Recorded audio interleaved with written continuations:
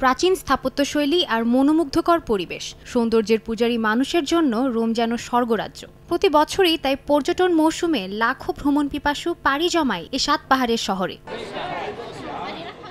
এই পর্যটন শহরের অন্যতম আকর্ষণ ট্রেভি ফাউন্টেন। প্রচলিত বিশ্বাস অনুযায়ী এই ফোয়ারাতে পয়সা ছুড়লে পুনরায় এই শহরে ঘুরতে আসার সুযোগ হয়। প্রতি বছর তাই এখানে হাজার হাজার দর্শনার্থী ভিড় জমান। তবে এই বছর অসাধারণ এই পর্যটন কেন্দ্রে সীমিত করে আনা হবে দর্শনার্থীর সংখ্যা।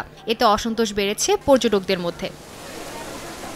প্রাথমিক পরিকল্পনা অনুযায়ী ফোয়ারাতে ভ্রমণে যাওয়ার আগেই রিজার্ভেশন দিতে হবে। একটি নির্দিষ্ট সময়ের মধ্যে নির্দিষ্ট সংখ্যক মানুষই এখানে প্রবেশ করতে পারবেন। গুনতে হতে পারে অতিরিক্ত অর্থ। প্রতি বছর অনেক মানুষ এই ফোয়ারায় পয়সা ফেলে, সেখান থেকেই তাদের লাখ লাখ উপার্জন হয়। তবু অর্থের বিনিময়ে পর্যটকদের ঢুকতে দেওয়ার এই সিদ্ধান্ত অমূলক।